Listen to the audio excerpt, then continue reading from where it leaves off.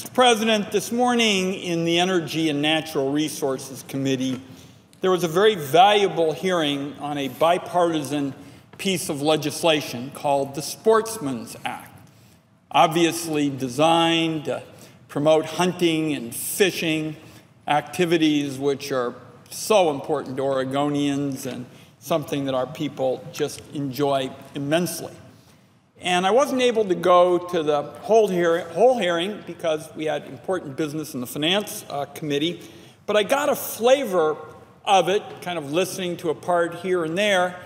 And when it came to my turn to ask some questions, I pointed out that you can't go into the woods and hunt and fish if the woods are burning up.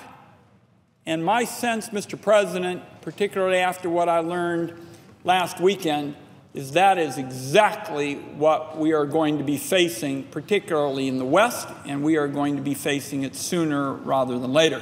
As we all know, the Senate left on Wednesday in order to avoid the snowstorm, so I basically flew all night to make it to Medford, Oregon, for a fire briefing that next morning on Thursday.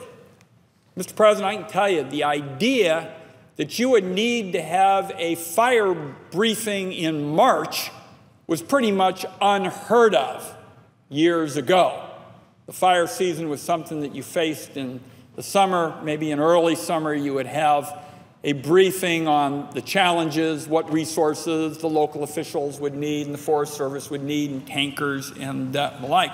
But now, fires are a year-round proposition, and they are getting bigger, they are getting hotter, they're lasting longer, and they're really infernos. And what I was told last week in my home state, in Medford, they're facing the driest fire season in 25 years. They take out the map and they show you California, which just looks bone dry. After that eye-opening briefing, I went on to Lane County, which is closer to Portland. It's further up the valley. They said they had the least snow in 10 years. And so they were pretty much just as concerned as Medford. Malheur County has already asked our governor to declare a state drought emergency due to record low snowpack and below average water runoff. And these drought declarations, Mr. President, usually don't come for months and months later. And one of the reasons I wanted to come to the floor today is to highlight how serious this fire season is going to be. This ought to be a wake-up call for all Americans, because this is going to put pressure on scarce resources, in my view, like we have never seen before. And these firefighters, as the President of the Senate knows, these are incredibly dedicated, patriotic, people. But when you have fires in multiple areas, trying to move resources around, quickly becomes a huge kind of challenge.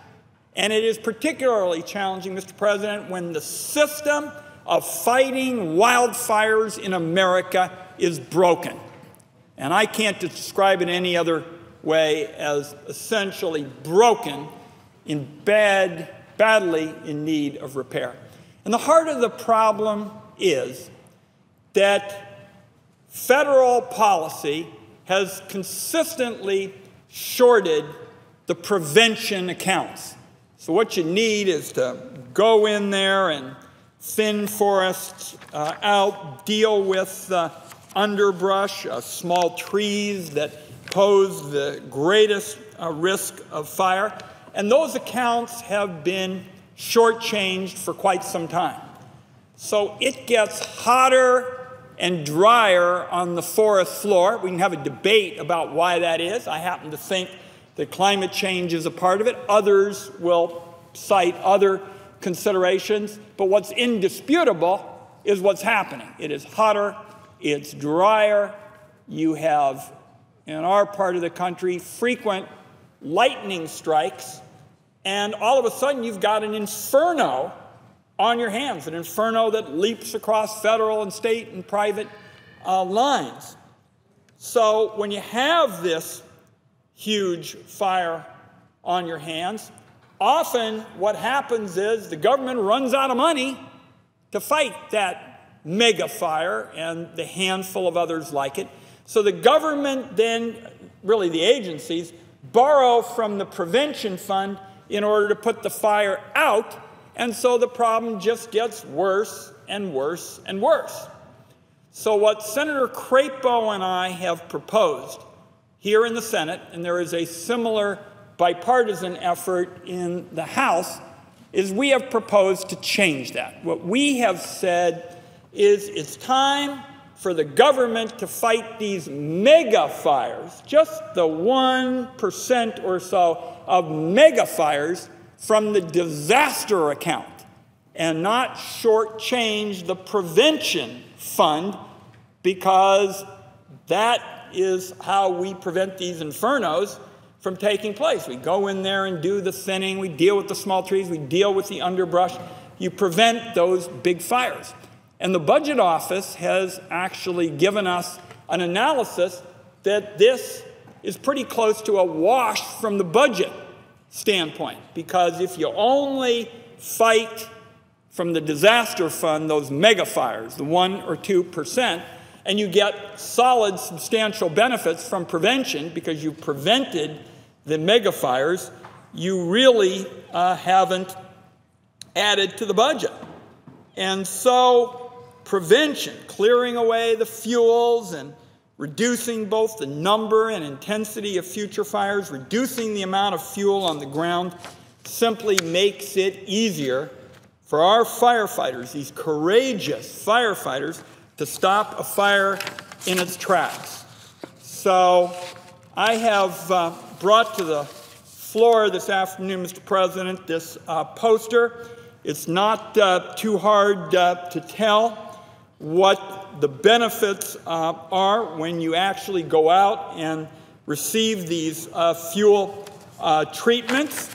And it's clear that a tool for holding down the damage for communities and taxpayers are fuels treatments, and they can be particularly beneficial for reducing wildfires and protecting our populated areas.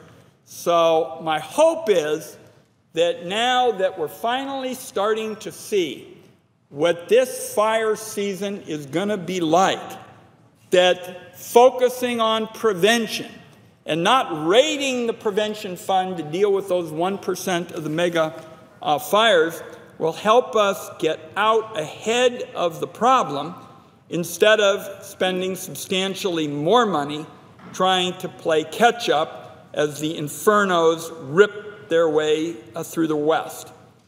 And I'll close, Mr. Chairman, by saying that I think the bill Senator Crapo and I have introduced is not the only answer to what we're going to be dealing with this fire season, but it is an important one. Another approach that I think makes a great deal of sense is the Forest Service collaborative forest landscape restoration programs, because, again, these help bring together people of differing political views and differing philosophies to clear flammable materials from our forests while producing saleable timber for the mills. On the Malheur Forest in my home state, for one, the Southern Blues Collaborative Project is a real success story. The stewardship contracts there not only help clear the forests of unhealthy snags and hazardous wildfire fuels, they help bring the Malheur lumber mill back from the brink of closure at least once. So there is an effort at the U.S. Department of Agriculture to encourage these collaborative partnerships across the country.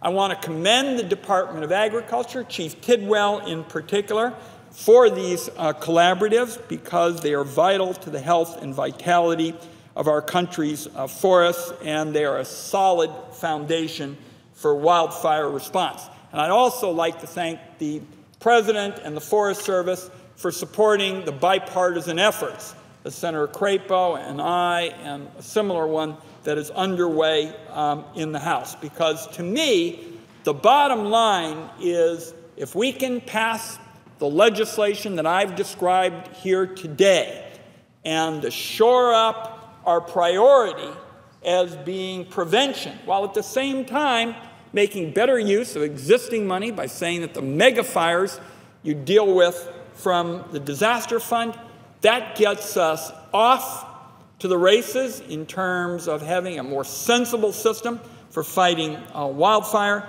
Then, if we support the collaboratives that I've just described that are really flowering across the country, we're seeing more of them, we're seeing bigger collaboratives. That's the kind of policy that helps us get out in front of what is going to be, in my view, Mr. President, another dangerous fire season. Just crossing our fingers and hoping somehow that this fire season isn't going to be as bad as I was told last week in Medford and Eugene. That doesn't make any sense to me.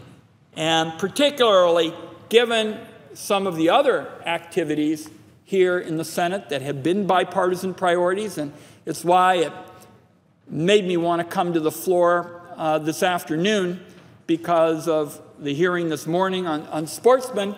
We want to have those opportunities for sportsmen and fishermen and all the people who want to use our great natural resources. They're part of our heritage, and they're a big shot in the arm economically as well. You're not going to be able to go into those woods this summer to hunt and fish if they're burning up. So I'm very hopeful that we can quickly pass the bipartisan legislation to change the way in which we fight wildfire, that we can shore up our collaboratives, which dollar for dollar are about as useful as anything that's done in the natural resources area. And I encourage my colleagues this afternoon, given what is looking us in the eye with respect to this fire season, to join me in fixing the wildfire budget and encouraging collaborative partnerships that get us out in front of the fires and end this catastrophic growth of wildfires, particularly in the western United States.